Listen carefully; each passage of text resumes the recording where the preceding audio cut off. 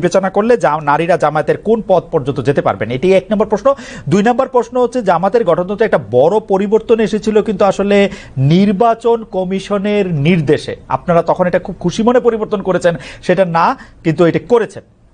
এই প্রসঙ্গে আপনি একটু কি বলবেন? দুটি প্রশ্ন। আসলে আমরা যেটাই করি আমরা ডেমোক্রেটিক ওয়েতে করি, আলাপ আলোচনা করেই করেছি, আমরা একমত হয়ে করেছি।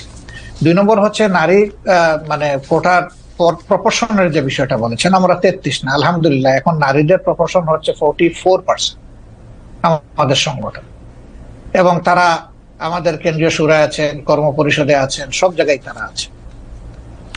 আচ্ছা, একটি গ্রহণযোগ্য নির্বাচন অন্তর্বর্তী সরকারে করতে হবে। একটি জনপ্রিয় প্রশ্ন এরকম যে আপনারা আওয়ামী লীগকে নির্বাচনে অংশ নিতে দেওয়ার পক্ষে নাকি বিপক্ষে? আওয়ামী লীগ আপনাদের কোনো রাজনৈতিক স্পেস না নিলেও আপনি আওয়ামী লীগের নাম উল্লেখ না করে কোনো ধরনের জুলুম না করার কথা ঘোষণা দিয়েছেন। অনেকে বলেছেন যে এই ঘোষণা না দেওয়ার কে আপনি, এই প্রসঙ্গেও যদি একটু আপনি বলেন। না, এই ঘোষণা দেওয়ার কে প্রশ্ন করেছে? জি, আসলে আমি আওয়ামী লীগের নাম নেই আর আওয়ামী লীগকেও আমি ইন্ডিকেট করি। শুধু আওয়ামী লীগ আমাদের উপরে জুলুম করে নাই, আরো অনেক পক্ষ আমাদের উপরে জুলুম করেছে।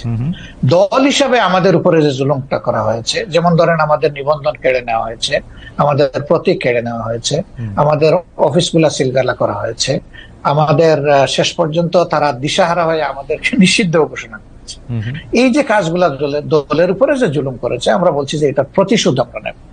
কারণ প্রতিহিংসার জন্ম নেই, আর প্রতিশোধ যখনই নিতে যাব তখন আইন হাতে তুলে নেওয়া হয়। আমরা আইন হাতে নেওয়ার ব্যাপারে আমরা বিশ্বাসী না।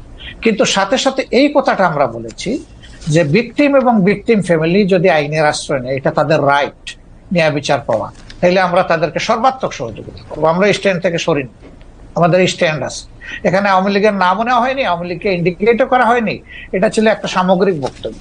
আমার এই বক্তব্যটাকে টুইস্ট করা হয়েছে যে জামাতের আমির আওয়ামী লীগকে ক্ষমা করে দিয়েছেন এবং সাধারণ ক্ষমা ঘোষণা করেছেন। প্রথমটা তো নাই, দ্বিতীয়টা করার আমি কে? একটা রাষ্ট্রের সাধারণ ঘোষণা করার একমাত্র ব্যক্তি হচ্ছেন রাষ্ট্রপ্রধান, যিনি অর্থাৎ প্রেসিডেন্ট। তিনি ছাড়া প্রধানমন্ত্রী এটা পারে না, আর কেউই পারে না। আমি কে এটা করার? আমার তো কোনো অধিকার নাই।